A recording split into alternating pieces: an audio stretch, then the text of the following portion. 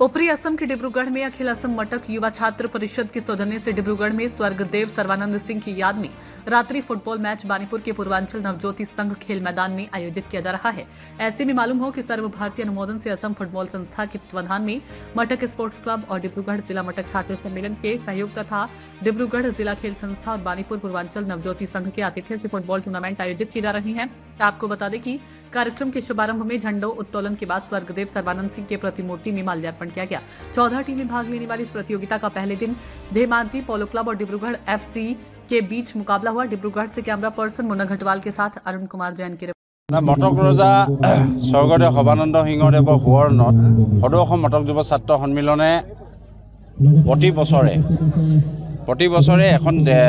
राष्ट्रीय पर्यायर जी दिबानৈশ फुटबल प्रतियोगिता এখন राष्ट्रीय पर्यायर टीम থাকে लोकल टीमो থাকে যিখিনি আমাৰ সিলেক্টেড टीम মানে এই খেলখন আমি অনুষ্ঠিত কৰি আহিছোঁ। সদৌ অসম মটক যুৱ সংঘে এইবাৰ ডিব্ৰুগড় জিলা মটক যুৱ ছাত্ৰৰ সহযোগত মটক স্পৰ্ট ক্লাব আছে, মটক স্পৰ্ট ক্লাবৰ সহযোগত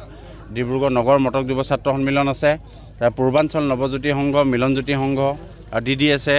সকলোৰে সহযোগত আৰু বাণীপুৰবাসী মানে আতিথ্যত লগতে সৰ্বভাৰতীয় ফুটবল সন্থাৰ অনুমোদন আৰু অসম ফুটবল সন্থাৰ সহযোগত এই খেলখন আমাৰ অনুষ্ঠিত কৰা হৈছে।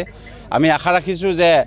ৰজাজনক প্ৰতিষ্ঠা কৰাৰ ক্ষেত্ৰত সদৌ অসম মটক যুৱ ছাত্ৰ সন্মিলনে বা এই অঞ্চলৰ অধিবাসী হিচাপে আমি যিধৰণে প্ৰয়াস আৰু মানে প্ৰচেষ্টা অব্যাহত ৰাখিছোঁ আমি নিশ্চয় এদিন সফল কাম হ'ম আৰু এখন সুন্দৰ খেলো সমান্তৰালভাৱে ৰাইজক আমি উপহাৰ দিব পাৰিম। এখন ৰাষ্ট্ৰীয় পৰ্যায়ৰ খেল চকীডিঙিত আপোনালোকে নিশ্চয় দেখিছিলে বিগত বৰ্ষসমূহত যে এখন সবাংগ সুন্দৰ খেল অনুষ্ঠিত হৈছিলে। যথেষ্ট ক্ৰীড়াপ্ৰেমী ৰাইজ তাত সমবেত হৈছিলে। অসমৰ মাননীয় মুখ্যমন্ত্ৰী মহোদয়েও আহি তাত এবাৰ আহি গৈছিল খেলত। গতিকে কথা হ'ল যে সকলোবিলাক দিশ চাই কিন্তু এখন খেল অনুষ্ঠিত কৰাৰ ক্ষেত্ৰত এটা জনগোষ্ঠীয় সংগঠন হিচাপে সদৌ অসম মটক যুৱ ছাত্ৰ সন্মিলনৰ আজি সপ্তমখন আমাৰ ৰাষ্ট্ৰীয় পৰ্যায়ৰ যিখন দিবানৈশ ফুটবল খেলৰ বাবে সুৰময় হৈছে। আজি আমাৰ এই খেলখনত টোটেল ৰাষ্ট্ৰীয় পৰ্যায়ৰ 14টা দলে যোগদান কৰিব। আৰু প্ৰথম খেলখন আজি ধেমাজি পোলো ক্লাব আৰু ডিব্ৰুগড় FC আছে। যিহেতু আমাৰ আশা ৰাখিছোঁ আমি এই খেলখন আমাৰ শেষ পৰ্যায়লৈকে আমাৰ এটা খুব এটা ভাল অনুষ্ঠানটো হ'ব আৰু ইয়াৰ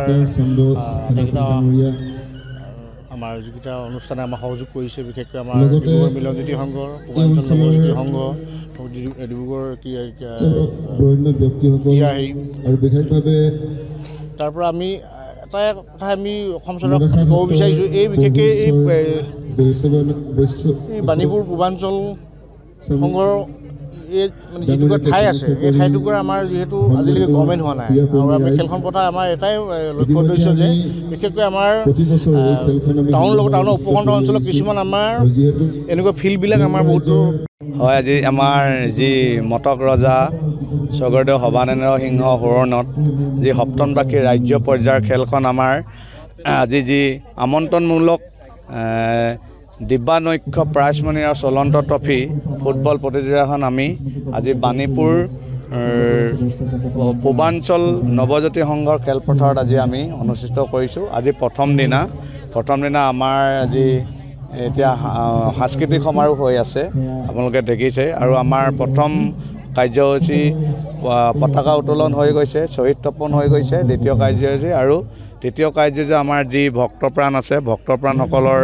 যি নীতি নিয়ম আদৰ্শৰ তেখেতলোকক লৈ আমি আজি আমাৰ খেলখন শুভাৰম্ভ আমি কৰিম আৰু আমাৰ বিভিন্ন ধৰণৰ জাতি জনগোষ্ঠীয় আমাৰ সাংস্কৃতিক দলসমূহ আহিছে তেখেতলোকে নিজৰ প্ৰতিভাবিলাক আজি দাঙি ধৰিব আৰু আমাক এই খেলখনত আমাৰ গাঁৱে বাগানে তেখেতলোককো আহি যিবিলাক আমাৰ এতিয়া ৱেষ্ট বেংগলৰ পৰা টীম আহিব,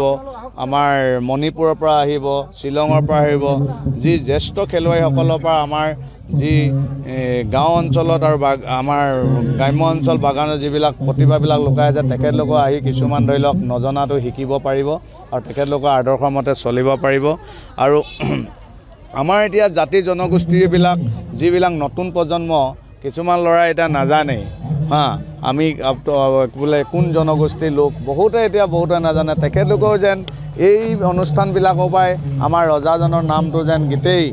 বিশ্বতে আমি বিয়পাব পাৰোঁ। সেইকাৰণে আমি এই খেলসমূহ পাতি বা এনেকুৱা অনুষ্ঠানবিলাক খেলেই নহয় আৰু বিভিন্ন ধৰণৰ অনুষ্ঠানবিলাক পাতি আমি ৰজাজনৰ স্মৃতি জীয়াই ৰাখোঁ সদায়। আৰু মই ক'ব বিচাৰোঁ আমাক সকলো ৰাইজে আজি যি আমাৰ 23 তাৰিখ প্ৰথম দিনা আমাৰ খেলখন আৰম্ভ হ'ব আৰু আমাৰ 8 জানুৱাৰীত আমাৰ ফাইনেল খেলখন হ'ব সকলোৱে সহায় সহযোগিতা আগবঢ়াই আমি এই খেলখন যাতে সুন্দৰভাৱে ডিব্ৰুগড় জিলাৰ ৰাইজে আমাক সহায় কৰে খুব শান্তিপূৰ্ণভাৱে হয় আৰু আমাক নজনাটো যেন দিহা পৰামৰ্শ দিন শিকায় আৰু আমাৰ খেলখন খুব ভালদৰে যেন উপভোগ কৰে ৰাইজে মই এইটোৱে কামনা কৰিছোঁ।